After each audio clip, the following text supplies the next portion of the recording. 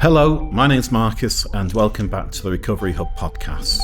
We've called this series Families Recover To, dedicated to family members and loved ones of those affected by addiction. Thank you to North Wales Area Planning Board for funding this project.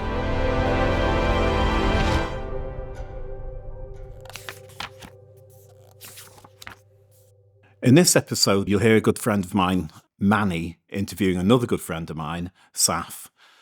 Saff has a very powerful story. She's been surrounded by drugs from when she can really even remember. It just always seemed to be there.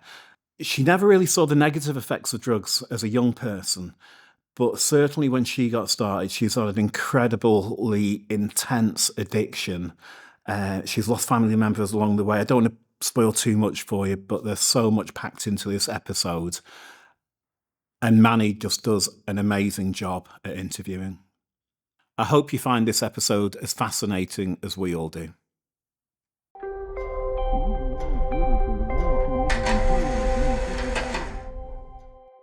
So, Saff, you've been clean and sober for over 4 years now? Yeah, it was 4 years on May the 8th. Wow. Yeah. Okay. Yeah. So, I suppose let's start at the beginning. What was childhood like for you? Do you know what? I had a really good childhood. A lot of times when I tell people that there was a lot of drug use and partying around me with different people and the area I grew up in, some people think that, that's maybe results in not a happy childhood, but my childhood was really happy. My mum and dad are really loving people and musicians, and there was a lot of music in my house all the time. And we didn't have much money, but my mum spent a lot of time with us. School holidays and that, she took us for picnics, and she took us on the bus to go swimming, and I spent weekends with my grandmother. I grew up with a lot of brothers. I was very tomboyish, but I was a proper daddy's girl. I used to chop logs with my dad. We had ducks and chickens and a goose, and sometimes we ate them. It was a very rural existence, and there weren't many girls where I lived. Me and my brothers were out all day. A lot of singing and a lot of dancing in the evenings. My mum and dad would have their friends round. They were musicians as well, and they would bring all their kids with them. It was quite wholesome. And there's always been a lot of love around when I was a kid. But also, I was quite a stressed kid. I was very aware at quite a young age of how other people felt. I worried a lot. So although there were good times, there were also times where I sat on top of the stairs quite a bit when I was supposed to be in bed, and I watched what went on, and I listened to conversations. And as a result of that, I spent a lot of time worrying about money. I knew that we had no money. I knew that my mum and dad were struggling to pay the bills. I worried about my brothers. I lived with my 4 younger brothers, and I was the eldest, and I was the only girl. And I had an older brother and an older sister, but they didn't live with us, and we would see them occasionally. But I always felt very responsible for everybody from quite a young age. And I worried about the world around me as well. I used to do jumble sales to raise money for charity. I was very interested in homelessness. There were some people that lived around the corner who had addicts regularly come and stay with them. So I was always quite exposed to this kind of stuff. And I think when I saw people on drugs, it didn't make me worried or anxious. These people that took drugs seemed relaxed, and I couldn't wait to be old enough to try them. My mum and dad still talk about me being a young child and drinking things I shouldn't have drank. I was obsessed with my medicines, so I was quite a sickly child. I used to get up in the middle of the night and get my medicine, drink it. I would go to extremes to get it. Apparently I would like balance things on top of each other so I could reach the top shelf in the middle of the night and then just sit in the landing drinking it. My mum would only know because she could hear me gulping something, and she would get up in the night and I would be sitting there drinking medicine. I've drank different things out the garage and that, I think. My mum's been panicking, and yeah, I was always up to stuff that I shouldn't be up to. Trying to start my dad's motorbike. I was attracted to stuff that I wasn't supposed to do, but also on the inside, very affected by the world around me. We moved actually from there when I was 14. I grew up in Cwmpamachno, and I really didn't want to go, you know. They took us to Colwyn Bay, and I had to start a new school, and it was not something that I wanted to do. I like being in the middle of nowhere, and it took me a long time to kind of get into a group of friends in high school that I was comfortable with. I could really fit in with anybody at school, so I used to get on with everyone. I would, go to different groups of people to talk to people, but I never actually felt really comfortable with anyone until I went to high school, and I had a small group of friends that I stuck to and that kind of knew the real me, but I still used to go around different groups of people. And I was never very judgmental, and I think that's because I grew up around lots of different types of people.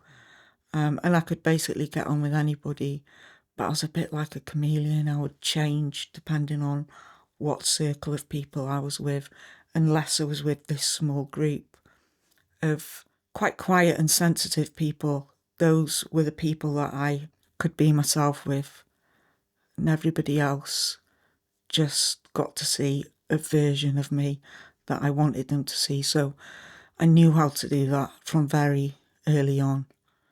Yeah, I can relate so much to what you're saying. It's like just going back a little bit to when you were younger. Externally, you're just like a loving household, even though might have been drugs around or whatever. I come from a very loving family. But there was always a lot of alcohol around. There weren't drugs around necessarily when I was young, but there was alcohol at every gathering and heavy amounts. But inside, I always felt like, when you talked about that worry, I mean, before we get onto that, what age were you when you were raiding your medicine cabinet? I think I was about 3. Yeah. Yeah, I think I was about 3. I can remember being about 6, and when I used to get sweets, I used to put aside the ones that looked like tablets, and I used to swallow them with a drink. I always look back at that now and think that's strange behaviour for a child. It really is quite strange behaviour. I knew that certain stuff made you feel different. I could see other people taking stuff and it made them different. I didn't really see it in a bad light because there wasn't violence around. There wasn't shouting.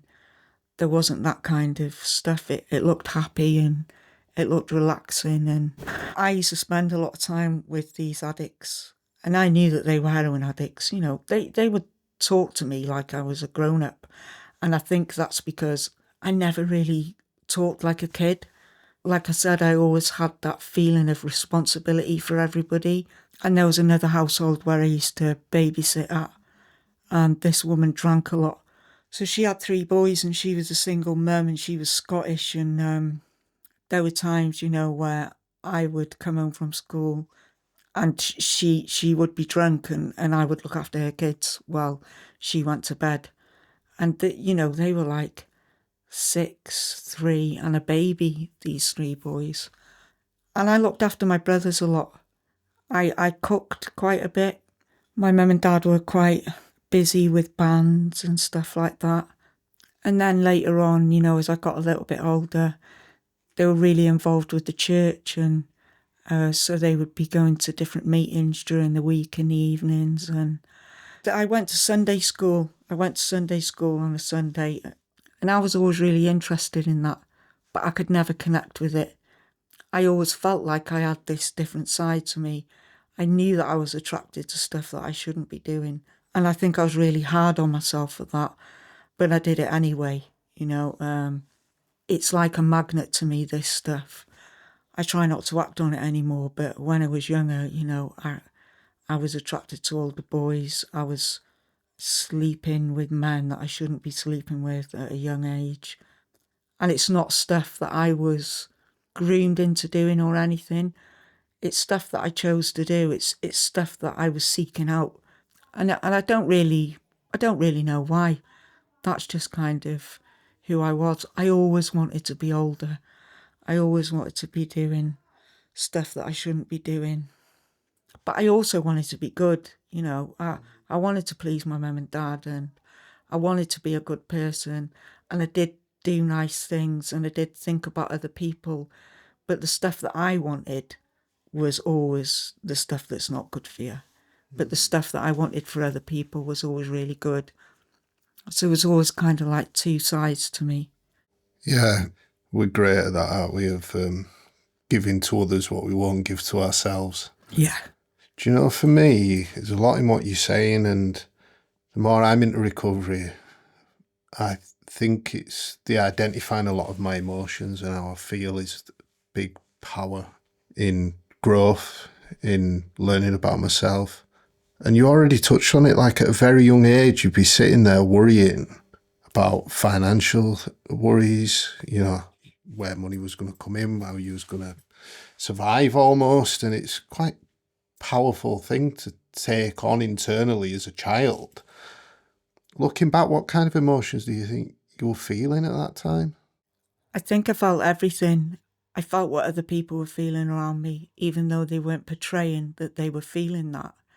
I know that my mum and dad had a lot of worry, and I think they thought that they were hiding it from us, and probably from my brothers that was probably true. I still don't think they have any idea. I've never told them that I know all this stuff. I think that I could read people very well from quite an early age, and I took on other people's worry. I took on other people's pain. My nine, that's, my Welsh grandmother, she had a very difficult life, and she used to tell me stories about her growing up. And she grew up where I grew up. So, my dad's family on his mum's side are from that village, and her dad worked the slate mines, and she used to tell me the story of how he died, and he'd been at work all day, and they had a really hard existence in the slate mines. And he came home from work one day, and he sat in his chair, and he'd said to my nine, I'm really tired, will you brush my hair? And she said, no, I'm going out to play with my friends. And she explained to me that in the mornings before she went to school, she had to walk miles to go and get the milk and things like that. And then she'd go to school, and then she'd come home, and then she'd help look after the kids. And when her dad came home from work, she just wanted to play out with her friends. And she said, I'm going out to play with my friends. And when she came back, he was dead in the chair. He'd stopped breathing. And then she told me stories about how she lost her daughter. She had a daughter called Caneless, my dad's sister. She had special needs. And people were always telling her to, have a break, put her in respite care for a bit, and my nine wouldn't do it. And then one time, I think when she was 12, my nine wanted to go for a weekend break. She'd never done anything without her. And she put her in respite care, and she died over that weekend while she was there. And my nine never forgave herself. She told me that she died of a broken heart, so I grew up believing that people could die of a broken heart. And it wasn't till I was a teenager that I spoke to my dad about it, and he said, she had lots of different conditions. She never grew very big. She was like the size of a 3-year-old. I don't think she spoke, and she had a really weak heart. And while she was in respite care, she probably caught like what we would call now like a superbug or a hospital bug. She probably caught that, and it was her heart that was affected. But I think people have always seen in me this ability to be able to speak to me. My nine did it, my dad's never done it, although he started to do it now. And I think my dad saw in the end that I started to take on board other people's stuff. So all this stuff really affected me. I think probably my dad saw it when my mum lost a baby. My mum was having a baby and I think she had a miscarriage at about 8 months pregnant. And it was very different back then.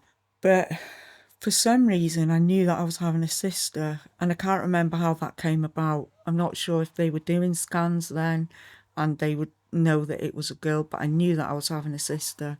And I didn't have, I had a half sister, but she didn't grow up with me. And I'd always wanted a sister. Every time my brothers came along, I'd be hoping it was a girl. My dad told me that I'd have to go from school to my friend's house because my mum was going into hospital. And then, my mum came home. So in them days, they told my mum to go home and wait for labour to start. And during that time, my mum had a nervous breakdown, I think. And I just remember her making crying noises, but it sounded like an animal in pain. And, that really affected me for a long time. And I think that's when my dad saw that I was affected. So my dad's probably the one that has never come to me with stuff. When my brothers are struggling, they come to me, and my mum will talk to me about stuff, and people will talk to me about stuff. And somehow I've always wanted it to be my dad, because I'm a daddy's girl, I think. So, and me and my dad have started to have that relationship now. But I think he's done it out of respect for me. And I think that's probably only just occurred to me now as we're talking. My dad's a very emotional man. He's very in touch with people and the world around him and spirituality. And he knows who he is. He knows what he likes. And he's very different, my dad. And he's completely comfortable with that. I love how different my dad is, I have to say. I'm really proud of my dad. I love that he's like the best musician I've ever come across in my life. And when I hear other people playing guitar and all of that, I think, yeah, you're good, but you're not as good as my dad.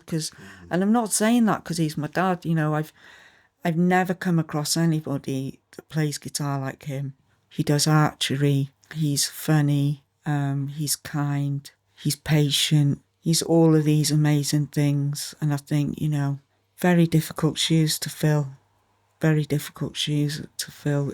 I look for that in my relationships, and it never ever comes close. Never ever comes close. Although I do have men in my life now that are really good men with good characteristics like my dad. And I think when I used heavy drugs, I forgot that, what good men look like and what good men do. And that's got me into a whole world of pain. It's like I'm sat here smiling just as you're talking about your dad and just your memories. And I always have deep conversations with you, Saf. And it's what you're saying about like your family coming to you and now your dad having that bit of respect, for, like feeling like your dad respects you to come to you and have these conversations. But wow, I'm sitting here listening to you, I'm thinking, we're doing this now after we like work on ourselves a lot as a child, as a teenager. It's a lot to take on, isn't it? I mean, I said it to you in the car. I said, I have some great people in my life now these days, men, women, circle of people I go to with everything and anything and, be vulnerable with and trust them with how I'm feeling. But with you, I said it to you, I've always been able to, like with nobody else, the way I can just open up with you. You just have this, I wouldn't say a skill, just something about you where just there's no judgment, no opinion. You'll just sit and listen and just give advice if it's needed. I wouldn't know how to do that. It's a skill in itself, but I suppose going back, it's a lot, it's a lot as a youngster. Then I guess coming forward a bit, you just touched on how in your days of your using your addiction, you forgot about that admiration to your dad, that way you look up to him, that way you look at positive characteristics in men in your life. But before we get there, what was the early days of your exploration into trying drugs like? Both my first experiences with drugs and alcohol were given to me by a family member. And this is not something I normally talk about. I was very close to my dad's youngest brother. He's an addict like me, except I don't think he knows it. he's still struggling now. I recently found out that he is in a homeless emergency accommodation place in Abergele, Pensarn, some way, and I used to babysit for his kids. I spent a lot of time looking after kids and being around kids, and because I grew up like that in big family situations. And at his wedding, he gave me alcohol for the first time, and I had to be taken home to my nine's house and put on the couch. He was passing it me under the table, and then his friends were passing it me under the table. And it wasn't like, I wasn't really happy about it, because I was. And I was quite ill. But again, I couldn't wait to have a drink again. And I wasn't that old, I was probably about 12. He gave me weed for the first time. And I loved weed. And in the end, he started paying me to babysit in weed. And he would come back when I was babysitting with all his friends. And again, he was a musician. So he would come back with his friends and they would be playing music, and I just started to sesh with him, and I think I'd probably be about 13, 14, 15, 16. It went on for a long time, and they felt like safe experiences at first, but it didn't continue that way. And like I said, when I was 14, I moved to Colwyn Bay, and my first day of high school there, I went out and I took ecstasy, and that everything was available to you in Colwyn Bay. And I think he was quite happy, because then he could experiment with other drugs with me. My mum and dad, I was always really into writing, and so I used to keep a diary. And the thing is, I wrote in my diary about my uncle giving me weed, and I wrote in there about me taking ecstasy with my uncle, and my mum read it. And do you know what? I didn't want to tell the truth, so I told her that I made it all up and that it was lies, and I didn't want to get him into trouble. When I got clean off the heroin and the crack, I was up there the day before my brother's funeral, and I was in the living room, my mum and dad's house, and he was in the living room, and I hadn't spoken to him in a long time. My dad was in the kitchen, and my uncle said to me, "You're doing really well on that, Saff, staying clean, and I'm really happy for you. But if you want to score, make sure you phone me." And my dad heard him. And he went mad, and there was a big fallout. So, that's the kind of thing I knew would happen when I was younger. And that's why, I told my mum that it were lies, and I would just write in, and it wasn't for anybody to read it. So I always knew that he shouldn't have been doing what he was doing. He's probably about 12 years older than me. The thing is, he's adopted as well. And I never wanted it to make him feel not part of the family, because he always felt different. And I think he felt different now looking back, because he was an addict, because that's how I felt. But I think he thinks that he feels different because he was adopted. And I loved him dearly, but he was a very toxic relationship that I had in my life. I quite often feel quite sad about him, because I do really love him and that, but I started to realise that he's no good for me to be around, and he doesn't want the best for me, and he's not well. I don't really talk about him that often. Yeah, I can feel it's even tough for you talking about it. And I get a real sense, real strong sense from you, even almost like you felt like you never fit in, so you would do what you could in your power to make other people fit in, which, Yeah. wow. I guess I asked, where did it kind of go from there? Once I kind of got to 16, I was really pretty much a daily user by then. And it weren't the same drug every day. It was something different. It didn't have to be a specific drug. I'd always smoked weed and that daily anyway. And, I'd taken different things at the weekend. So I was always using something daily. But by the time I got to 16, I needed chemicals on a daily basis. Not just alcohol. Alcohol and weed were just not going to cut it. So I started hanging around with different people, and going out, and I started to get a little bit of independence where I felt like I wasn't going to go to my uncles and babysit his kids anymore. I wasn't going to be staying in of an evening to look after my brothers either. I was going to be out, living my life, doing what I wanted to do. So being with my friends, taking drugs, and I was looking at leaving home. And that never went well for other people either, because my mum and dad then had to get in a babysitter. And I'm not going to go into too much detail on this because it's not my story to tell. But my mum and dad had to get a male babysitter, and they got a guy who was from the church. You know, I think they met him through church. And he agreed to babysit my brothers, and awful things happened to my brothers, you know, a couple of them in particular. And since that, I took my brothers with me most places I went. You know, I never abandoned my brothers ever again after that. And I was always available to them. That felt like the right thing to do at the time, and it felt like I was protecting them. But the consequences of that were, wherever I was and whatever I was doing, and as my addiction progressed, they were seeing all of it. And even if I didn't want it for them at the time, it was influencing them in some way. So eventually, you know, as the drugs got heavier, they were around different sorts of people. So me and my brothers became like a crew. One brother didn't get involved with it. He went away to university, and, you know, his life was very separate. But the rest of us, we were very much like a crew. And then we had, you know, different partners, and they would be part of that mix, and we would all be getting ASBOs, and we were causing a lot of problems.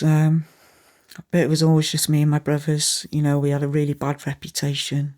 We would party a lot. We would always be in some sort of trouble, you know. But we liked it like that. A couple of them were DJs, and they used to do these clinic nights, and there would be pimp and hoe nights. We would get dressed up and we would just party, but I would continue to party. So in the end, you know, by the time I got to probably 20, I was partying 24/7, just different groups of people. And I had my son by then, and it wasn't great. There were some times when I felt like I was Wonder Woman, and there were tiny moments of clarity where I knew that this was dangerous. I knew that I had an issue, but it never occurred to me to stop taking drugs, not for a second. You know, when I was about 21, 22, I ended up in hospital. They couldn't slow my heart rate down, and I was in there for 9 days. And even my uncle that we spoke about came to see me, and he said, you know that you've got a problem, right? And I was telling everyone it's not the drugs. And I asked the hospital not to tell my mum and dad while I was there, but, you know, they did anyway. I suppose as a duty of care, because I was pretty insane at that point. I'd taken amphetamine every day for 18 months. I would bomb it, I would snort it, I would inject it, whatever. Through the snorting, I'd really damaged my thyroid, and that was affecting my heart rate. That's why they couldn't slow my heart down. So they had to give me this radium treatment. So they snapped like a capsule in the back of my throat to kill my thyroid off. They told me, you know, you can't take amphetamine again because we might not be able to slow your heart rate down next time. And I just thought, well, I'll just have to take all the other drugs except amphetamine. You know, everybody was really concerned about me. My mum and dad took me aside one time. They picked me up, but my brothers were with them. And all my brothers and my son, who was quite small at the time, sat on this other table. And my mum and dad and me sat on a different table. And my mum said, we know you're doing drugs every day, Saff, and it's got to stop. And I just denied it. I was off my head at the time, just absolutely off my head. And they tried to do an intervention. And from that point on, I think I started to break away from my mum and dad. They were getting in the way of my using. I loved them dearly, and I still saw them, but not the same. It was never the same. When they would come round to my house, I didn't really want to let them in. I would keep them at arm's length. You know, my older brother died when I was 25. He was 30. He was a heroin addict. And that was really traumatic. And I remember them coming to tell me that he died, and I couldn't really take it in. And they lived in the next village to me. I'd moved up to Talabont by this time, which is where I'd gone to stay at my grandma's house, my 9. So I'd moved up to Talabont, and they came to tell me, and I couldn't really think what to do. So I got rid of my mum and dad, and I just went to the house down the road to get loaded. I could not accept it. And it was a really difficult time, but I never faced any of that. I never dealt with it. And, I'm not really a fighter, but during that time I fought a lot of people that would tell me, people that didn't understand what it's like to be an addict like me and an addict like my brother.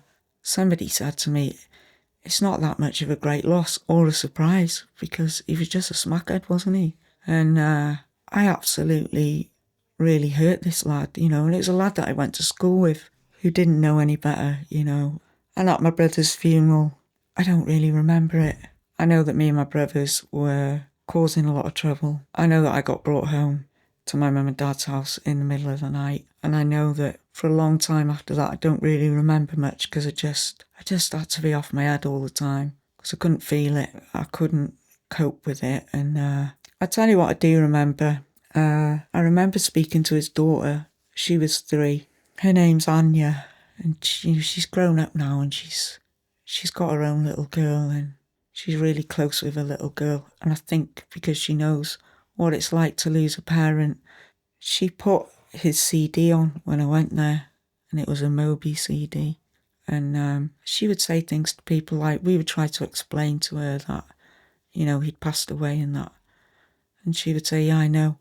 He's with the angels. He's in the stars and he's gone to be with the angels. But then she would say, but he'll be back next week. And we would say no. And then most of my memories of that time are about her. Because although I couldn't face it myself, I could face it for my brothers, because they were struggling with it. And for my mum, I could do it for her, but I couldn't do it for myself.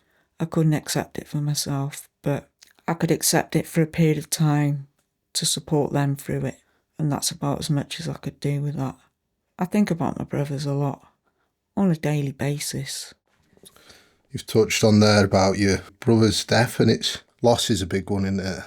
The biggest thing what hit me were how you were still somehow able to find some strength to try and be there for everyone else. Yeah. I mean, I'm going to take a wild guess here and say I reckon, looking at my own experience, how things used to go for me was things didn't get much better from this point. No. My older brother, although he was an addict and obviously had all the addict traits the same as me, I was his little sister. He was the one that looked out for me. He was the one that was very protective.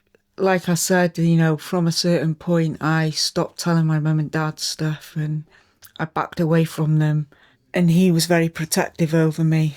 I lost the person that watched over me and was protective over me and who treated me like a little sister. All my other brothers were younger than me and I felt responsible for them. But I think he felt responsible for me. So that's what I lost with him. And although we partied together and we used drugs together and all of that stuff, when there were bad situations in my life, he showed up and he was non-judgmental because he was an addict like me. And he fixed things. He fixed things for me. When I was 16, there was an incident where we were out and a lad had kind of pinned me down and was very rough with me. Again, I won't go into detail, but it wasn't a nice experience and he really hurt me. And my brother sought this lad out, he went looking for him, made sure that he never came anywhere near me ever again. And when I lost my brother, I lost that because he was probably the only one that I ever told about that. Because when I was hurt and I had no clothes and stuff like that, I went to my brother and, he put me on the couch and he put blankets around me and he said, I will be back in a bit. And I knew he'd fixed it and I knew that lad would never come near me ever again. And I think my brother knew how vulnerable I was, that I've always been caring with people, open to people, and a lot of people take advantage of that. And when you're in a place where your one concern is the getting the news in It's very easy to take advantage of that. And, the world is not a nice place in that environment. And my brother kind of shielded me from that for a bit. So when he was gone, things got a lot worse. I didn't have somebody like that to look out for me anymore. And I couldn't really face losing him. My sister, we couldn't find her. She was actually homeless in Bristol at the time. She has her own addiction issues. By the time we found her, the funeral had been and she'd missed all of that, and I don't think she ever got over that. Although there's been a lot of happy times in my family and we all really love each other and we care about each other, it's been a lot of heartache. I think I'm a kind of person that this stuff doesn't go away, and I don't think I would want it to go away. I think about my brothers on a daily basis because I want to be able to miss them now, and I want to be able to think of them, and I like to feel close to them, and I'm all right with carrying that stuff around with me because they're not here anymore, and I am. And it's not something that I use to weigh me down, actually. It's something that I use to lift me up because I get to experience all the good things in life that recovery has given me, and them two didn't make it. My older brother was called Rupert and my younger brother was called Johan, and I carry them with me because they didn't get to experience this stuff in life. They didn't get to know what it was like to live clean and to have a lot of love in your life. They really struggled. They had some good times, but the drugs always came back, and I do it for all of us, really. I do it for myself mainly, but I do it for them as well. And I don't ever want to put that down. I don't. Sometimes I feel like I probably talk about them too much, but then I don't want them to be forgotten. And it made sense to me when I started using heroin, because by then I knew that I had to use on a daily basis, and I'd been told obviously I couldn't use amphetamine.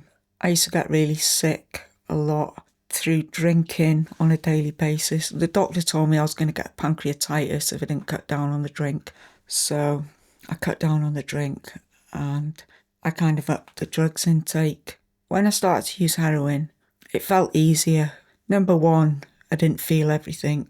Because even on other drugs, I could still feel things. And on some drugs, I could feel things more. But on heroin, I didn't feel things.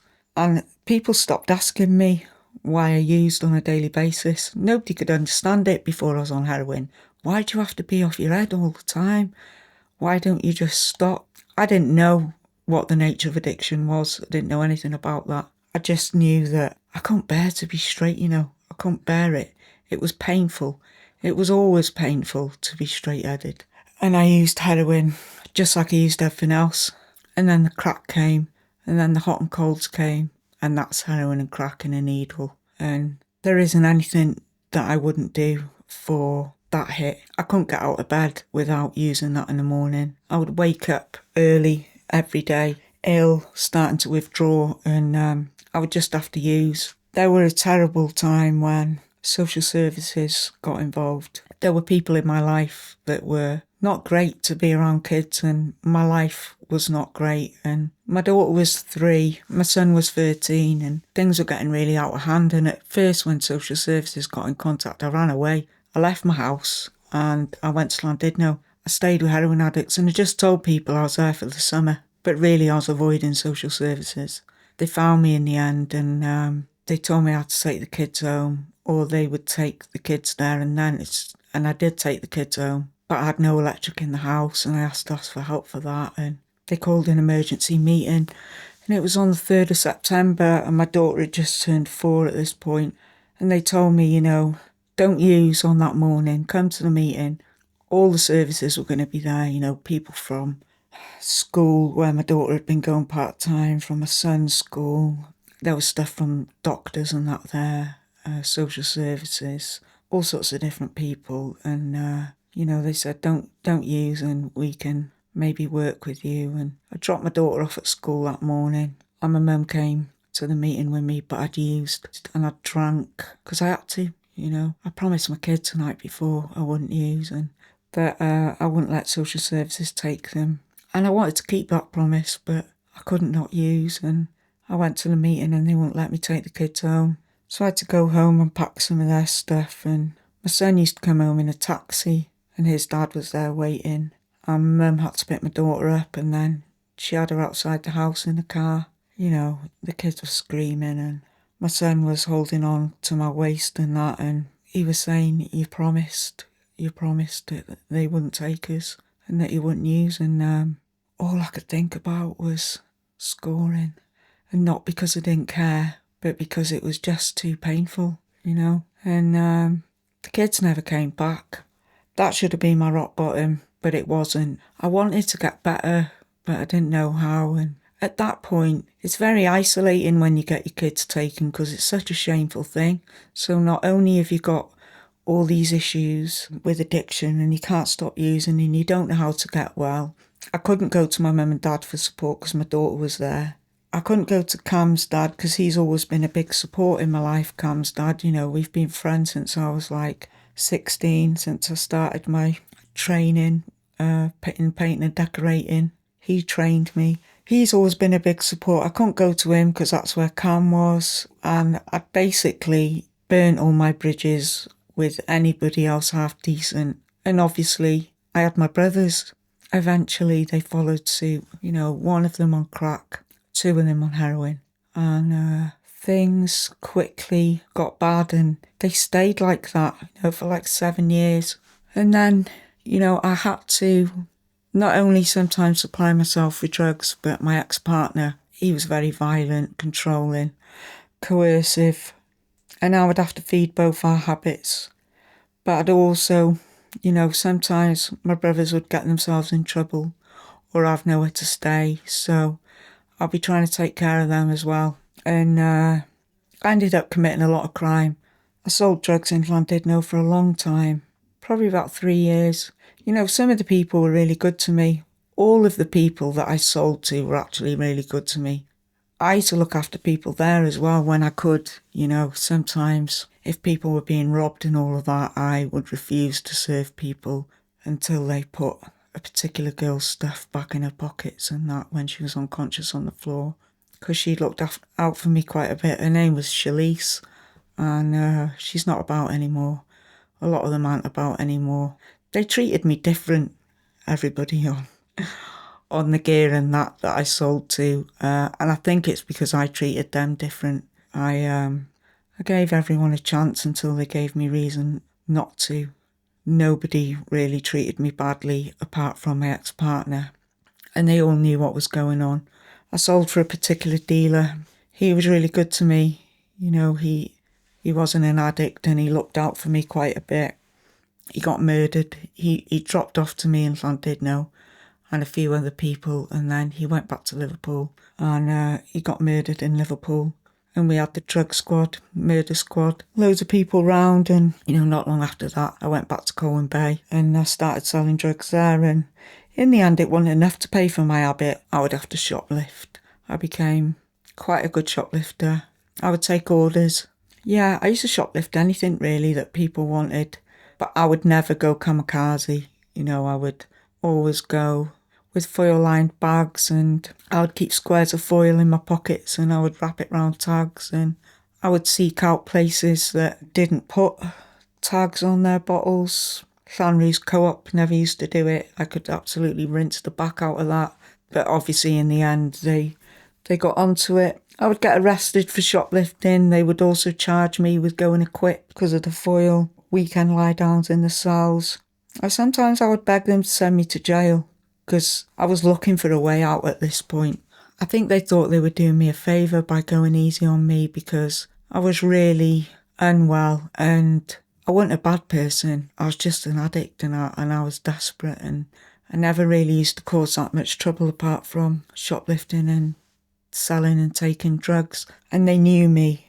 They knew me because I would get hurt badly quite regularly, you know. I've had serious injuries through domestic violence and I think they knew I was looking for a way out, but I don't think they realised that jail might have helped me. In the end, they put a red marker on my name and address, which meant they had to check on me every 48 hours because my life was in danger. And I think everybody believed that he would kill me in the end. I believed it. He believed it. The police believed it. the guys who lived in the takeaway across the road, Bay Grill too, they were amazing with me. Sometimes they would come in the flat and get me when I was being really hurt. Sometimes they would lock me in the shop so that he couldn't get to me. And things have changed now. It's different now with domestic violence. I think they don't need a statement from me to press charges if it had been now. In my eyes, the police were not there for me. They were people that I needed to stay away from. That's just the kind of mentality I had about the police, and I learned to keep my mouth shut and I learned to keep the peace. But it happened anyway, you know. It wasn't ever anything I said or anything I did, because in the end I stopped talking, but it would still happen. And I spent the last year sleeping on the sofa with the other sofa up against the door, because it would happen a lot during the middle of the night. And one night, I don't know why, because there's been many nights like that, he hurt me really badly, and he tried to strangle me, or he did strangle me till I passed out. But the blood vessels had burst in my eyes, and I already had loads of cuts on my head and broken ribs, and I was convinced that I wasn't going to make it through the night. And I just started to think about phoning my dad. And when he sent me to pick up a parcel the next day, he forgot to take the graph phone off me, because I wasn't allowed a phone or anything like that. So he forgot to take the graph phone off me, the phone that people ring to score. And I went to pick the parcel up in Llandudno, and I called my dad and I asked him to pick me up on the Monday. And I said, if I don't come out, come in and get me. And my dad said he would. And I just continued to use until the Monday, probably a bit more than I normally used. And I told myself that I was getting clean, because I knew that that was the only way that I was going to leave him. I tried to leave him before. I was homeless in Llandudno once for 9 weeks. I used to shoplift every day to keep my habit, and, you know, I had a weekend lie down in the cells and I needed a bail address, and I told the police it was their fault that I would get hurt when I went home, because I needed to go back now, because they'd put me on shot watch and I couldn't keep my habit. Now I'd have to go where the drugs are. So it started to occur to me that I would have to get clean. I don't really think it was the drugs that I wanted to stop. I wanted the consequences to stop. It was too painful. And so my dad picked me up. And I'd been involved with Women's Aid in Colwyn Bay for about 2 years at that point. They'd been trying to help me. It was very difficult for them to help me, because my habit and my crime rate was pretty high, and they couldn't really take somebody like me into refuges and for it to work and that. And there was a girl called Katie that used to work there, and we went to see her. She told me I need to go to the hospital. I was, you know, not in a good way. So I went to hospital, and they kind of checked me over, and, you know, they sent a guy down who works with people that have got, you know, blood clots and people that have leg amputations. And he was a specialist doctor that worked with, I think he must have worked with addicts that have extra complications. And he told me that he knew my ex, because my ex had been in hospital quite a few times. And he told me that it was 3 months to get an assessment with SMS. And he told me that I should stay away from him, that he would kill me, and that I should go home and start doing a rattle with my mum and dad. And that's what I did. You know, he gave me anti-sickness tablets, anti-diarrhea tablets, not that they had much effect. And he told me to take paracetamol and ibuprofen. And he told me that it would be horrific, but it wouldn't kill me. So I went home with my mum and dad. And I was still pretty, you know, I still had quite a bit of drugs in my system. I went home with my mum and dad, and I thought, I'd never not used before. I thought, well, it can't be that bad. I'll probably be ill for about 3 or 4 days. That's what I thought. And when it got to day 3, I thought, it can't get any worse than this. And when it got to day 6, you know, I was horrifically ill. I mean, I couldn't get out of bed. I was very sick, very sick. I couldn't keep water down. I couldn't smoke rollies. My mum had helped me to the bathroom and that. My skin was on fire. I don't know if, you know, withdrawals are like the worst thing. It's like snakes under your skin, but it burns, and then you're cold and you're sweating. And it's just, I started to lose my mind at like day 10. I remember my mum and dad watching a film like in the background. I was on this like sofa bed over in the corner, and it was horrific. I don't know how my mum and dad got through it with me. I hadn't slept or nothing, and I was just like crying and screaming all the time. And they were watching a film, and it was to do with some sort of witch that had like poisoned a lake, and I think it affected my mind. So my mum and dad had gone to bed, and I was really thirsty in the night. And when my mum got up at like 7:30 in the morning, I was saying to her, "Will you get me a drink of water? I haven't had a drink all night." She goes, "Why didn't you just get one from the tap?" I said, "Listen, I've been a really bad person. That water is poisoned, but I think if you get it, Mum, because you're a good person, they won't put poison in the water when you get it." And that's where I was at. Yeah, I was sick for weeks. So, yeah, just, gosh, there's so much. This is exactly why we're passionate about sharing people's stories like yours. It's, we haven't really talked much about the drugs because that's not addiction, is it? We know, like, through experience, no professionals can really help us. We get help from each other as addicts. That's how we get well. It's the only way I've known how to get well. But you touched on, like, when your brother passed and the stigma, the smackhead, the comments about his death, and how we looked at when we were in how an addicts looked at, how I felt I was looked at, you, my brothers, and I believe we changed the narrative by the way we recover. Yeah. And someone who's gone through everything you've gone through sits here over 4 years clean and sober. Let's talk about the beginning of that then. So you've gone through the rattle, cold. Your mum and dad's, which, like you said, must have been as painful as it was for you, probably a dread for them too. What came next? During this rattle, I was still insane. I thought I was going to be all right and that like my kids were going to come back, life was going to get good. My son was in jail. So since he'd been, taken when he was 14, since he was with his dad, he'd started to get into a lot of trouble, and he'd ended up being taken into foster care. And then he ended up in young offenders, and then he ended up going through the jail system. So he was due out of jail. I think I left Colwyn Bay April the 19th, 2018. I think Cam was due out of jail like maybe May time. And Crystal was going to be turning, I don't know, like 10 in the July. So I had this idea that I'd be getting to see Crystal by her birthday, and that Cam would be out of jail and it would be happy families. And that, my younger brother, Johan, who I mentioned earlier, he'd gone into a rehab.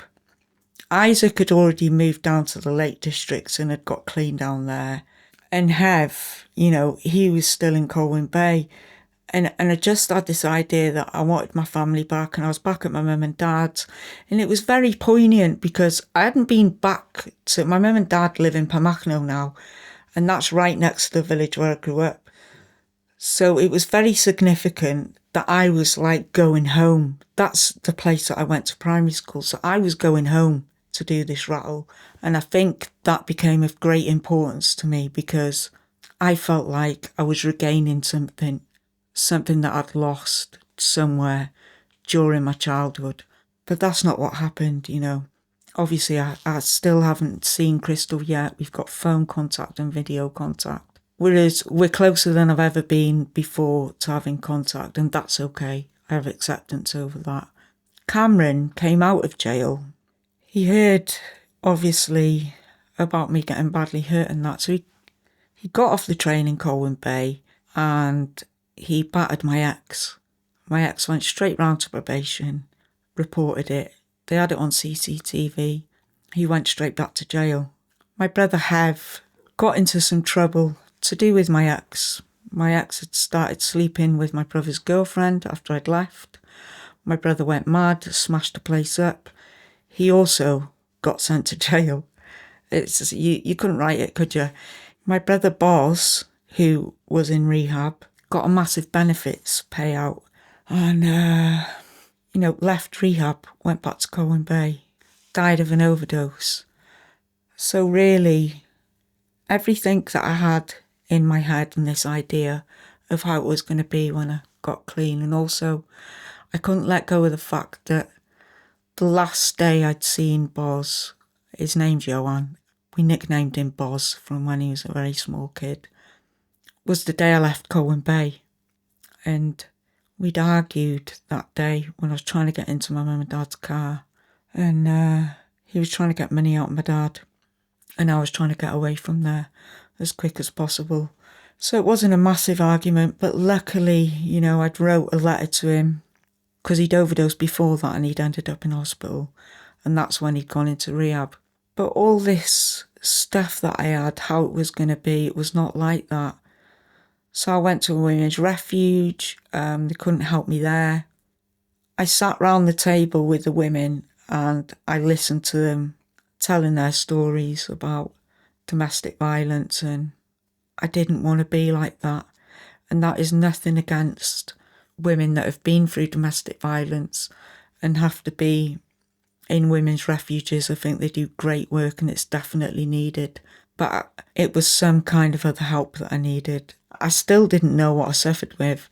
And they would smoke crack and that there, and I knew that were no good. And I was drinking and I got myself in trouble. And I said to my dad I had to come home, and I came home. Luckily, we'd still kept that 3-month appointment with SMS. And I went to SMS in Colwyn Bay. As soon as we started to go into Colwyn Bay, I started to freak out in the back of my dad's car. None of us realised how unwell I was. I had horrific PTSD and the drugs weren't there to take that away anymore. I had to drink to calm myself down before I got out the car, because I could not get out the car because we're in Colwyn Bay and that's where all this stuff had happened to me. So I managed to get into SMS and, they asked me if I wanted a script and I said no. I went cold turkey and they said, what can we do for you? I said, I need some kind of help. You're going to have to send me to rehab or something. I don't know what I'm doing. I think about drugs 24/7. I want to take drugs 24/7 and I can't do this. And they told me about Penryn House. And I said, I don't think that's going to be any good for me. What a load of addicts and alcoholics probably, going out and using. And then I thought it was like some kind of hostile environment. Yeah, just before we get on to Penryn House, it's funny you say that. It's the insanity, isn't it? But how ill you were, like you were saying. You talked about earlier, living life straight. Yeah. I always used to say you've no idea what it's like when I don't have a drug in me. It was the worst. And I mean, we talked a lot about everything outside. At that time, how were you feeling? Like, when you take away everything else, you've gone through so much trauma. How was you feeling about you? I hated myself. I hated what I'd become. I hated the things I'd done. I hated the things that had been done to me. I all of a sudden had to deal with the actual real pain of losing my kids and the consequences of that. At that time, the consequences for me, I wasn't even thinking about the consequences for them at that time. That came at a later date because I was so self-consumed, and now I know it to be self-obsessed, self-pity, like the triangle of self-obsession that we talk about. I know it to be all of that stuff now. Resentment, fear. At that point in time, I didn't have the vocabulary to describe what was going on with me. I just knew that I felt horrific and I still wanted to die. In fact, I probably wanted to die more than ever. I had to face all this stuff. The reason why I used drugs in the first place was because I felt everything and I felt so uncomfortable. But not only that, the world that I'd lived in, to be able to live that kind of existence where I took those drugs, the things that I'd had to do to get those drugs, the things that had been done to me in the world where I lived with other people that were addicts like me and had their own issues. It were just all layered on top of each other. And then the shame of just walking out of life, that's what I did. I checked out of life, not only out of my life, I checked out of my children's lives, my mum and dad's lives. The only people that I associated with were addicts, and the brothers that I had contact with them because they were addicts as well. I don't know if they were addicts like me. That's not for me to say. I don't know whether it was influenced by me. possibly some of it was, you know. I had to face all of this stuff and I just wanted to use. I wanted to use or I wanted to die. Yeah, totally relate. That's where I was at when you talked about Penryn House. North Wales Recovery Community is a charity, an actual community for recovery. I'm smiling like I'm a resident there now. That's where I met you as a member of now staff. I'm smiling because it was a place that was just about crazy and wacky enough an idea where I was able to start getting well. Yeah. And I just love the place. So let's talk about, they told you about Penryn House. Yeah. They told me about Penryn House and I don't think I could even make the phone call. I did not believe for 1 second it were going to be any good for me. And they said, just go and have a look. Just ring up. And my mum made the phone call. I was in the background and I think at one point I got on the phone. And now I suspect that to be, we get people's parents ringing up all the time. So unless the actual person wants it, there's not much you can do. But my mum had told them I'd gone cold turkey and I think she'd explained how unwell I was and they told me to come down and have a look and I came down and I filled in a referral. Mark showed me around. I don't think I really said much, but I noticed that people were laughing. I knew from just being there for about 10 minutes that there was something about that place and I wanted to be there. So straight away, I was hoping that they would take me. Me and Kev laugh now about him going through my referral form with me because, you know, he said to me, I don't think they'd had many people that had gone cold turkey. And I don't think I realised what a thing that was at the time that I'd just been through. And, you know, Kev said, what about drinking? And I remember thinking, shit. So I had been drinking. You know, I tried to drink through the really severe parts of my rattle and I couldn't do it because I couldn't keep anything down. But since I'd got better, I had been drinking. So Kev said, what about drinking? And I said, well, you know, I can take it or leave it. I do drink. And he went, well, you know, this is abstinence-based. And I said, yeah, I'll be fine with that. He goes, how often do you drink? And I went, well, every other night. And that was true. That part was true. Because I didn't want my mum and dad to think that I had an issue with alcohol. Because if I were drinking every night, in my mind, I thought, my mum and dad are going to say, well, you know, you're drinking a bit much, aren't you? So I didn't want them to stop me drinking. So I was very clever about it. And then Kev said, what do you do on the nights that you don't drink? And I went, I just tell myself, it's all right, we'll have a drink tomorrow. He goes, you do realise that people that don't have a drink issue don't sit there on nights they're not drinking, telling themselves it's fine, we'll have a drink tomorrow. And so I think, you know, he made a note of could have an issue with alcohol, but has no idea. We laugh about that now.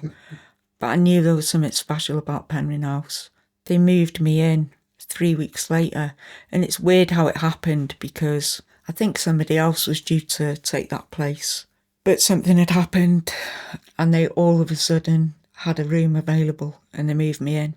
And it was terrifying. I was severely paranoid.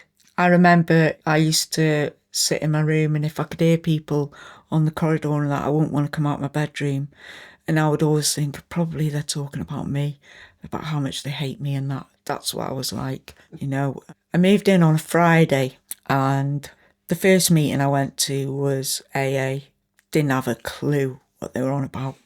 Not a clue. And then it was the weekend. It was a Saturday and Kev was working and Brad had a boxing match down the road and they took us to that. And I remember Kev kept asking me if I was all right because obviously I'd just come from a very violent situation. So I think they were quite concerned about me being in that kind of boxing environment. But I think it had the opposite effect on me. I mean, don't get me wrong, I didn't say 2 words and I was like a rabbit in a headlight, but I liked the idea of boxing. You could learn to defend yourself. I had this thing where people have these reactions, you call them, don't you? Fight or flight. Mine was freeze. So when I was getting hurt, I never used to even lift my hands up to protect my head because I don't know why, but I just froze. I couldn't move. And later down the line, you know, we did do a bit of boxing and Brad and Kieran taught me to defend myself.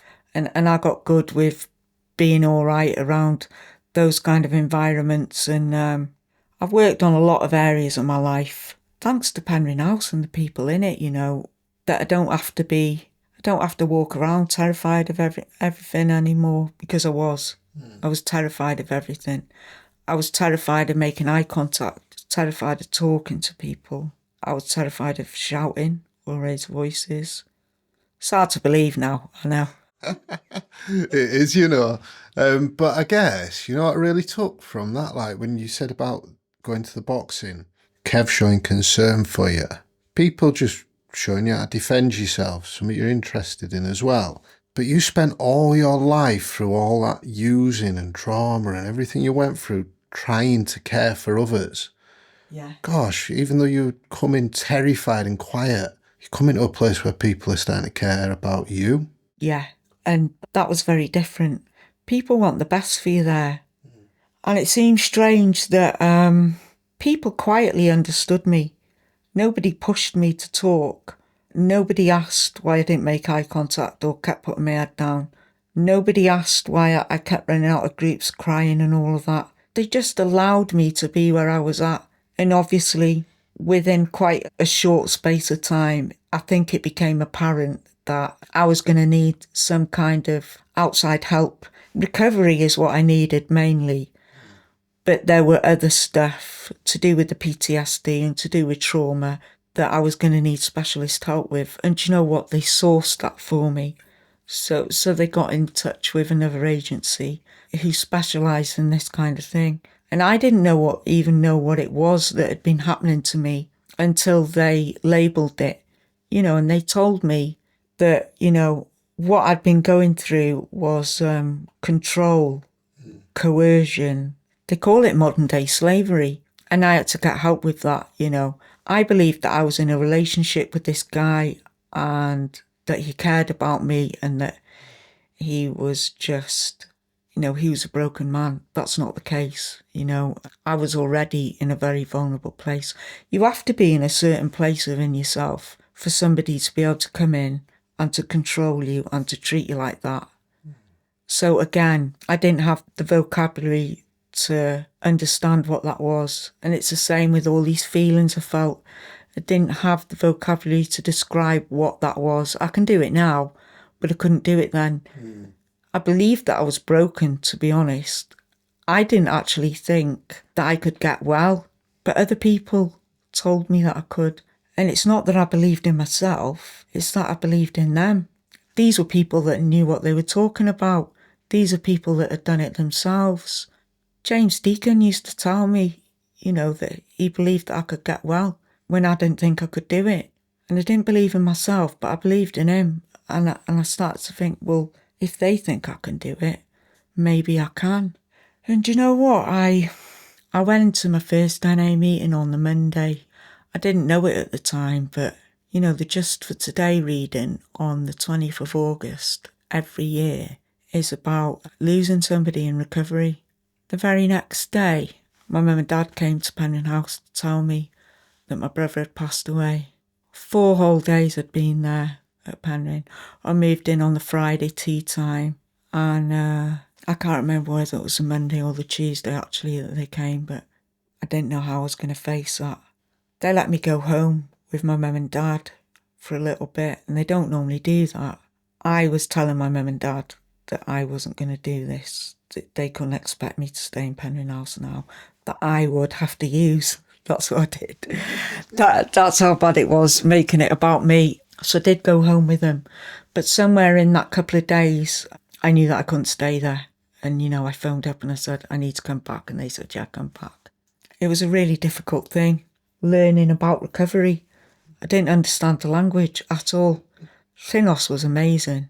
She was this person who wasn't afraid of anybody, who believed that every addict could get well if they did the work.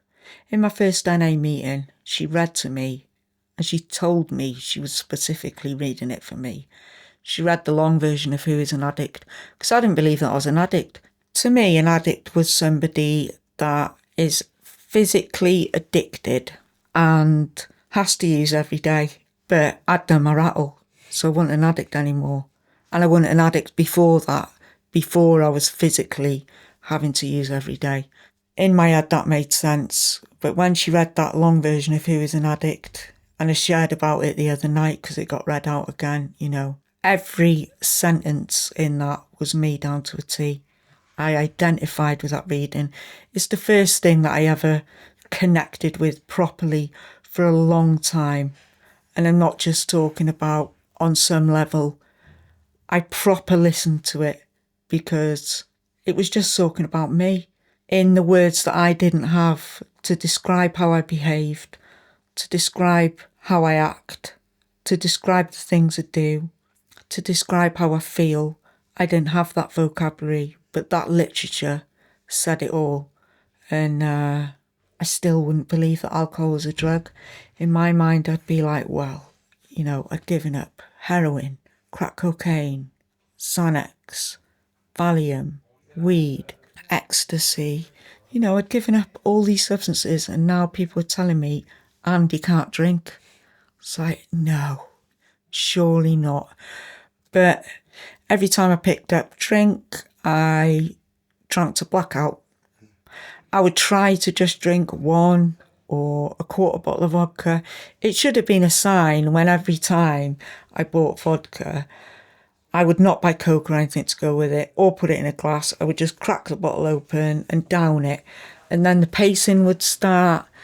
And that phenomenon of craving that they talk about, it's the first time I'd ever heard it. It's bounced about in recovery.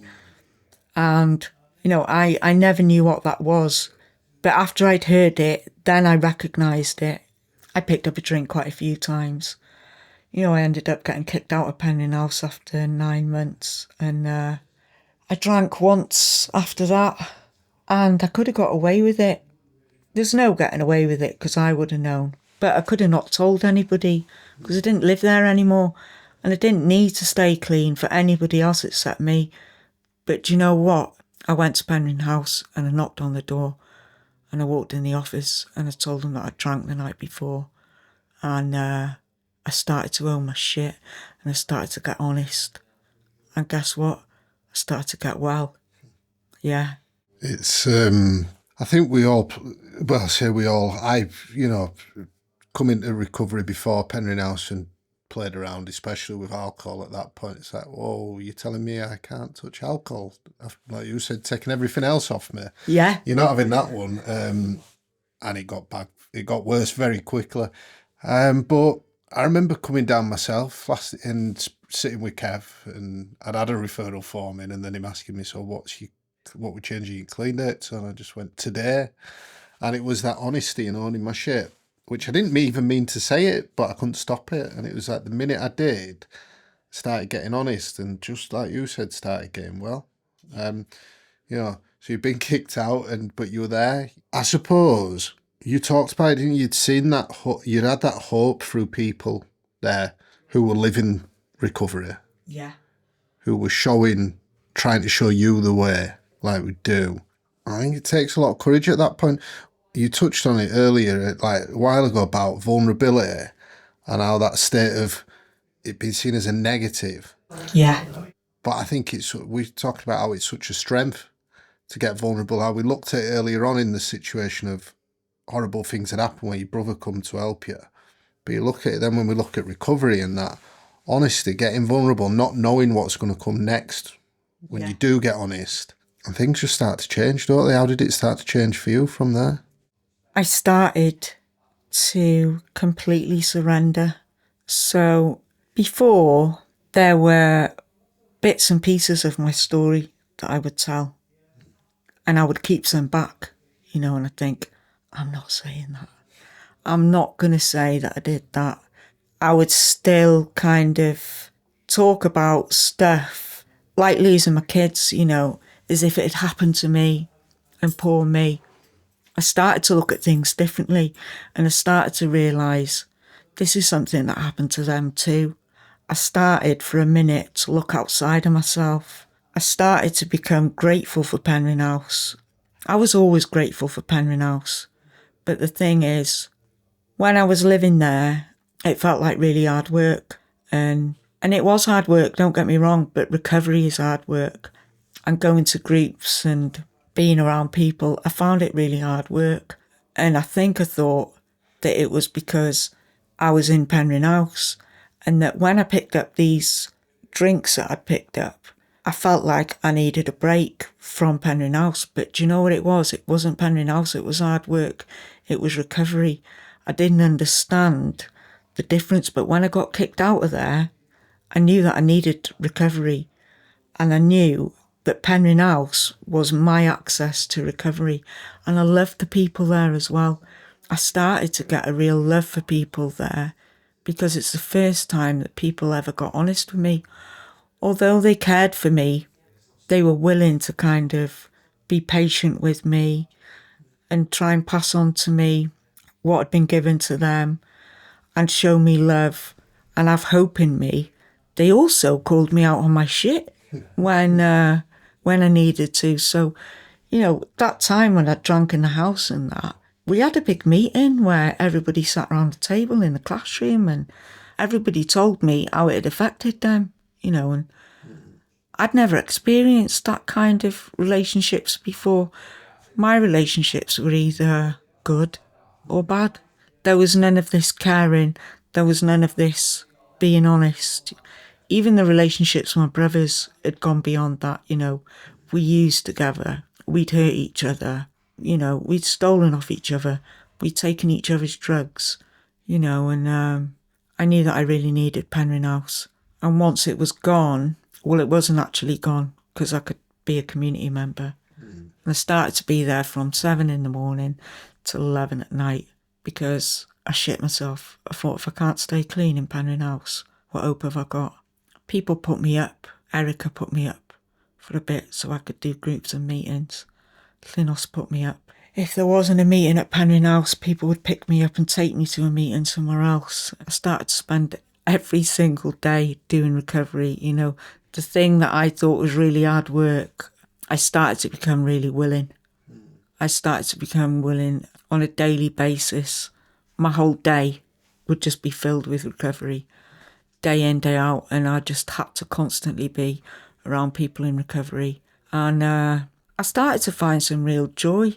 I started to have a good time, you know. I started to like myself a little bit.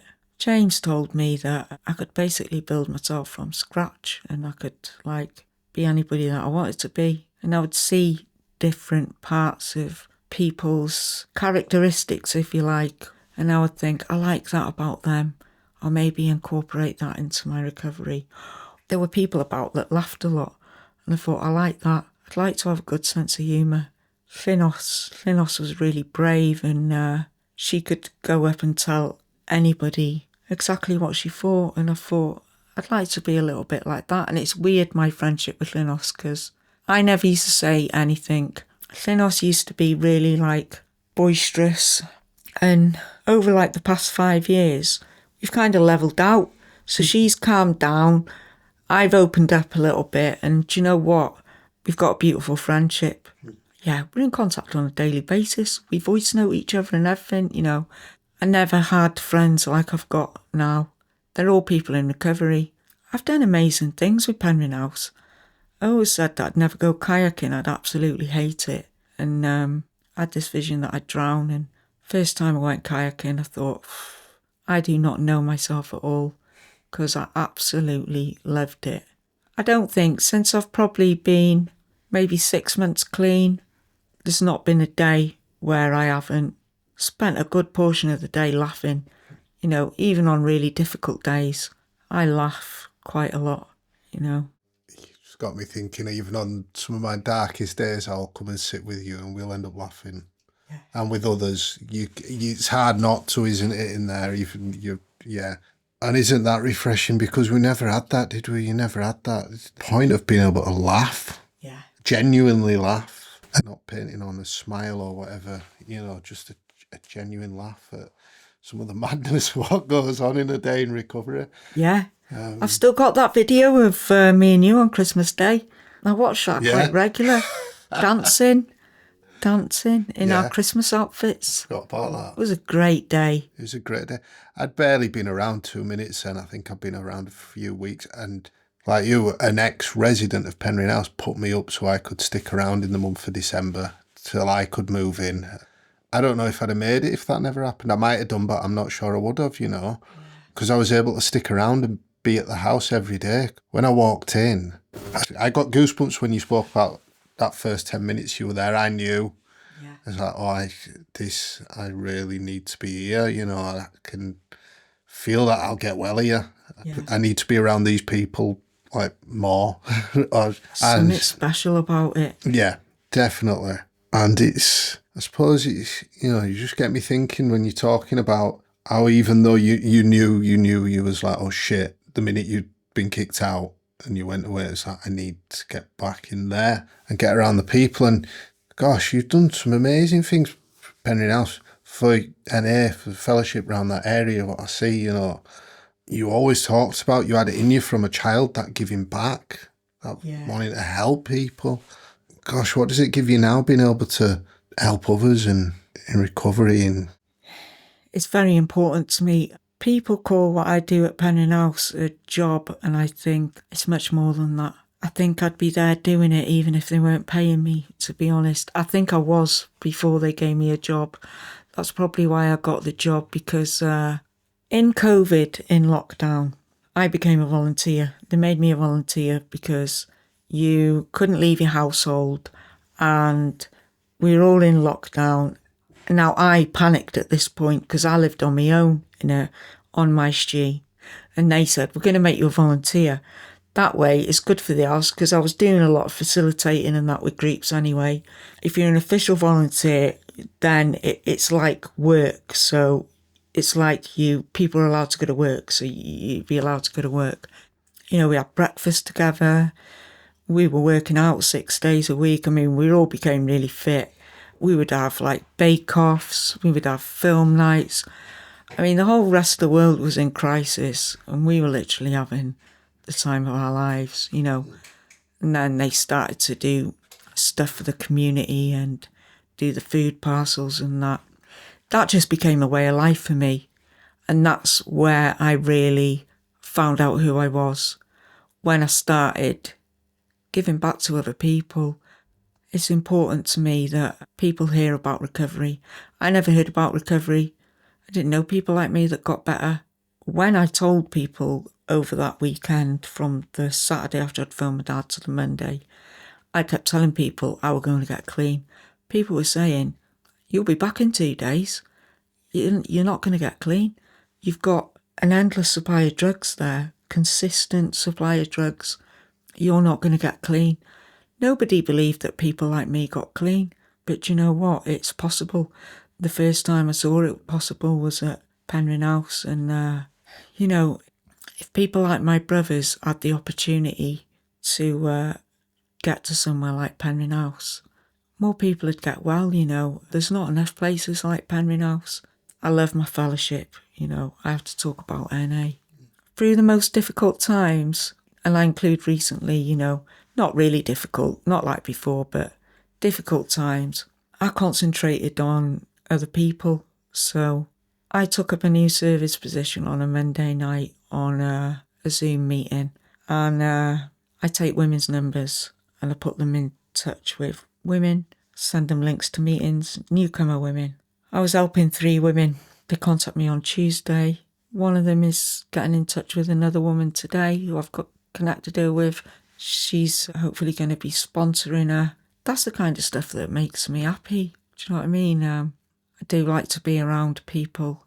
It's for selfish reasons as well, because when I first came in, I didn't like anything about myself. And I found that I had a massive ability to feel for people and to connect with people, and that I wanted to help people. And I started to work on that. It makes me feel like all that stuff that's happened to me, it's not for nothing. I can't change it.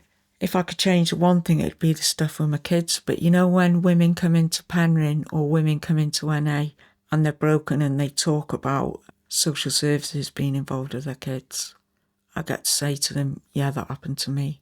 When another woman says, I couldn't stop using for my kids. It's the worst feeling in the world that I say, yeah, that happened to me. When women come in and talk about domestic violence, I say, yeah, that happened to me. It's okay. You can recover from this stuff. It doesn't ever go away and it's always part of your story, but it doesn't have to be the end. Because I thought that would be my story, but my story continues, you know. That's not my story anymore. It's just part of my story. I've got a future and I want other people to be able to see that they've got a future as well.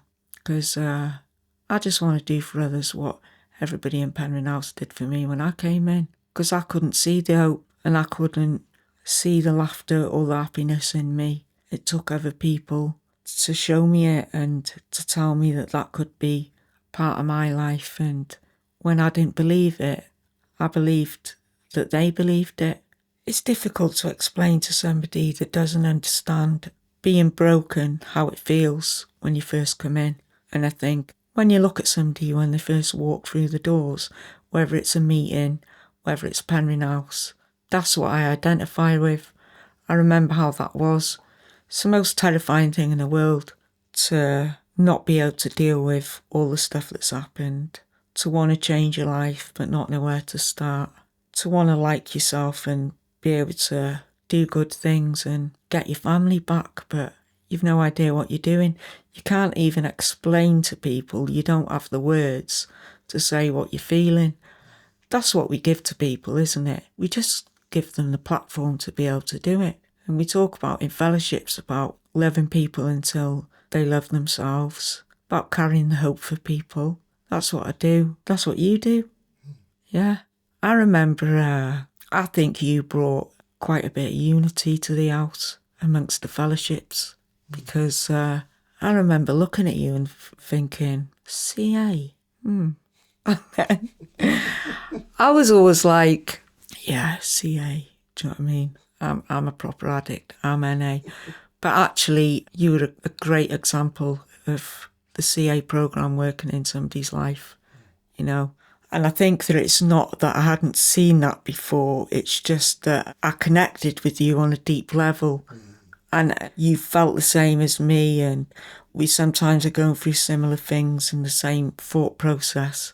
And I always thought that, you know, people from CA and that were different. But actually, you're not. And I think because you mix around the house a lot, you bring people of all fellowships together. I remember you coming in NA and your shares and that, and us lot would be like, you know, Manney, do you think he'd come over to NA? And I'd be like, no, he's CA. And they'd be like, he's CA. Should we try and get him in our fellowship? Do you know what I mean? I know. We all wanted you to come over to us, but it doesn't matter, does it? You know? And what's happened is we went on that CA Unity Day. I had a fucking great time. Some powerful shares and that in there. And again, I think at one time I had to have my tribe and it had to be a particular set of people. And then because we had to build a fellowship, because we didn't have the fellowship and we were fiercely defensive of it. And now I do love all the fellowships. I've always been grateful to AA because I tell you what, I didn't have NA meetings to go to at one point. I didn't. I love how much the recovery community is just building and building and building. It doesn't matter what fellowship you're in or what recovery route you take, as long as you do something. Yeah, I think it's poignant what you say. You're taking me back as you're talking, and I just think about, like, when I got here, I'd never been to anything other than meetings in CA, stint in rehab, but I'd never been to anything else. I'd never met anyone else in any other fellowships or in any other form of recovery. And I remember coming here being quite judgmental, like, well, I'm not doing anything else. Just want to do what I want to do. There's still a lot of that in me, you know. And then the more I just muck around the house, I just liked being around everyone. Yeah. And it just kind of didn't matter to me. I was like, I see it now, it's the house is just a bit of a separate collective thing, the community. Yeah. And then whatever people do for the recovery, they do, you know. As long as you just hit the nail on the head, as long as people are doing something, putting in some form of action. But there's so much in what you're saying. But I guess, you know, there's one thing what keeps pinging out to me. What inspires you now, these days? Do you know what? Newcomers that come in inspire me all the time. I think I see quite a lot of newcomers coming in who share their truth quite openly. And whether it's because they've been around the recovery community and that for a little bit, but they come into meetings and they openly start sharing. I didn't have the ability to do that. I couldn't do that for a long time. I like to see people start getting it. People who have no idea about recovery and come in and just start feeling that little bit of hope. Where you start to see the lights coming on and people actually start to believe that they can get well. And also people that have been doing it for a while and then start getting jobs and having families and having babies and just people growing, I think my family really inspire me because my mum and dad, they're such good people and so much has happened. And yet they're just so all right with everything. When I ring them up, they're really pleased to hear from me.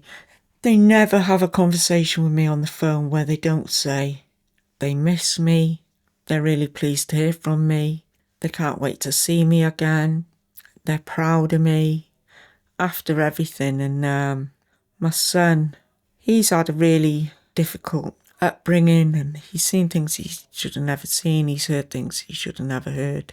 He got taken away from me. Not only did he get taken away from me, he lost the rest of his family, his little sister, and he was such a good big brother. And then he's gone through young offenders and jail. He has addiction issues himself. He had a daughter and it's been difficult there. Social services were involved there because of addiction issues. And after everything, he's still a good person. He's a good person that is kind and considerate. And, even when some of the behaviours come out, he can put the phone down, call me back 10 minutes later. I'm sorry about that. We move on. And his ability, I suppose, to get up and just keep trying and to do these things even when he doesn't feel like it. Kids love you regardless, don't they? That's the thing about kids, and he's not a kid anymore, he's 25. The things that he says the most are not how much I let him down, how bad things were for him. They're not the things that he consistently says. The things that he consistently says is how proud he is of me, how much he respects the things that I've done to get well, how much he respects my boundaries, even though he doesn't like them at times when he can't get his own way. How grateful he is that I've started to become a proper mum to him, even if that doesn't sometimes mean that he gets his own way. How important it is that I be a proper mum to him and have boundaries. Reinforcing the stuff that I find really difficult, actually, because, I haven't found it easy. I didn't come into recovery brimming with willingness and honesty and the ability to love easily. I didn't. It was very difficult. They're the things that I want more than anything. I want to be happy and I want other people to be happy. And that doesn't come easy, I don't think. And sometimes that comes at a cost. I don't find life on life's terms easy. I'm not one of these people that wakes up grateful and ready for the day and dead cheerful and that. That takes about 5 coffees, quite a lot of vaping, some prayers, some handing over, but that's okay because, I don't have to have this stuff instantly there. There's certain things that I have to do to get there because my natural state is quite negative, self-condemning. I have to work on that stuff. And some mornings are worse than others, and I guess this stuff I've always lived with since being a child. I think I woke up anxious as a kid. It got worse as I got older. I think I've always been an anxious person. I still wake up like that and the feeling that I don't want to do anything. And do you know what? Some mornings I don't wake up like that and then I am really grateful.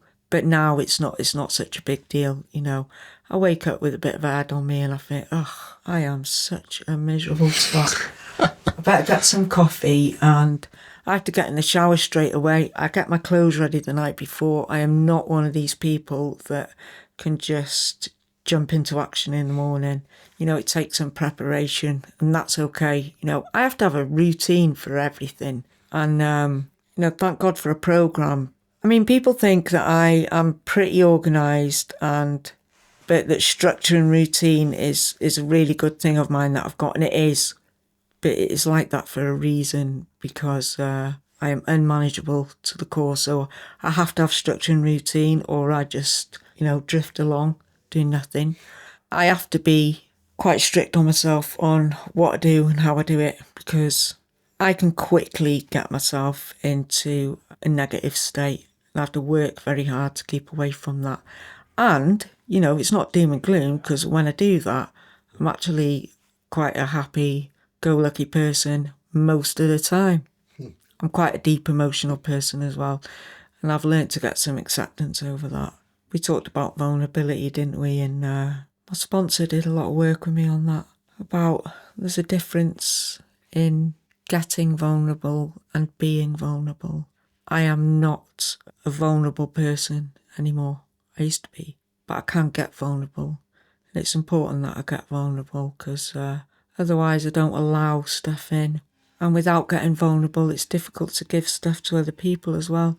And we talked about on the way here different layers of vulnerability. I'm just learning that there's a time and a place for vulnerability. I get vulnerable with different people on different levels, depending on where they're at. I have to get vulnerable in meetings. I have to allow other people the opportunity to get vulnerable, and also the opportunity to not get vulnerable if they're not ready. But I believe that we're all born with the ability to be vulnerable, and the world teaches us that it's a dangerous thing. I believe in recovery that a lot of stuff we have to learn, like the vocabulary, and about being willing, and about all the stuff that we have to do to get well. But I also believe there's a lot of stuff we have to unlearn. I have to unlearn a lot of stuff. Yeah. Well, I think of a better place to start bringing this to a close. Thanks, Saf, for just being so open and honest as you always are. I'm blessed. I spend time with you all the time, on a nearly daily basis. We have many deep chats like we talked about, and I get so much from you. I asked you what inspires you before. I mean, you are an inspiration to me. I could sit here and tell you all the positives I see and what I take from you all the time, but you talked about how you felt about yourself back just before you got into recovery. How do you feel about yourself now? I like who I am. And I'm not talking about physically, because I'm talking about stuff within me. I like the way I feel about people. I never used to like that. I used to try and shut that off. I like the fact, especially lately, that I'm not perfect, I make mistakes, and I try to make it not about the mistake, but about the lesson. My ability to learn in everything I do, the good things and the mistakes. Somebody said to me once, don't ever be afraid to make mistakes, but when you make them, you have to own them, and you have to hold your hands up and you say, I made a mistake, and you have to learn from it. And I'm grateful for my ability to be able to do that. And I can still be hard on myself.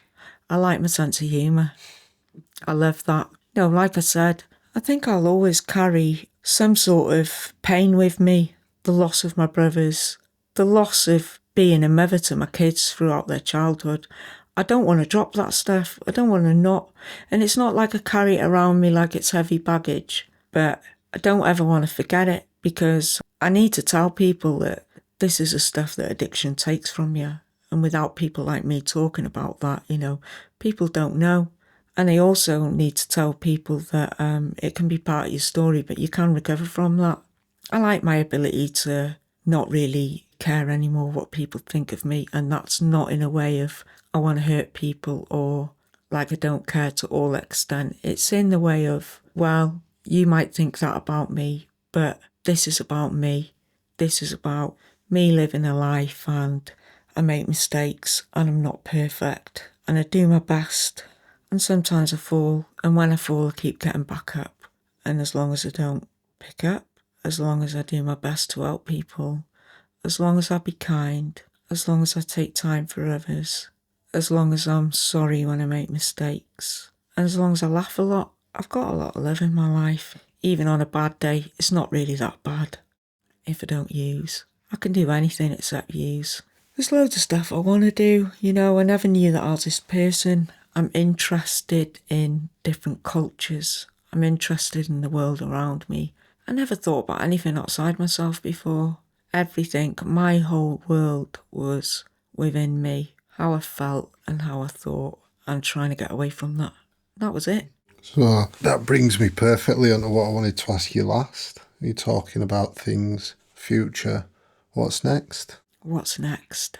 Education. I really want to learn. It's never anything that I'd given much thought before. I hated school. God. I like certain subjects that I'm interested in, and that's about it. And then I lost that ability to have any interest in anything, and I want to go back to college. I want to do something that will help me in working in recovery and help other people. I'd also like to travel, experience different cultures. I'm very interested in the ancients.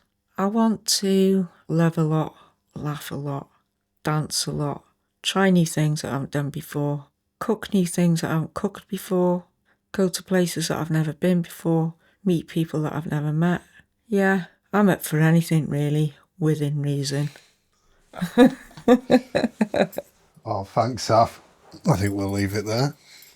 Perfect. Thanks, Manney. Thank you.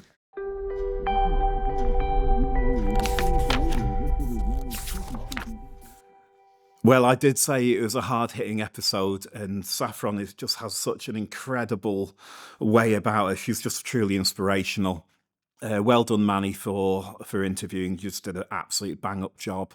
I've had the pleasure of knowing Saffron for years, and her recovery just becomes more and more phenomenal. Saf is yet another guest that we've had on that encapsulates the spirit of this series.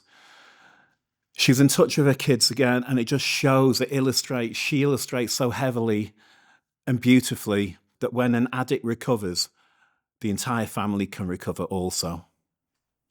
Once again, thank you to Manney and Saf for coming over to Eternal's Recovery Hub to record. Next up, you'll hear from Richard. We shared a really powerful conversation.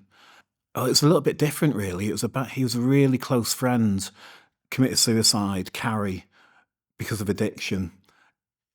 It was absolutely heartbreaking in places. Definitely have a listen and let us know what you think.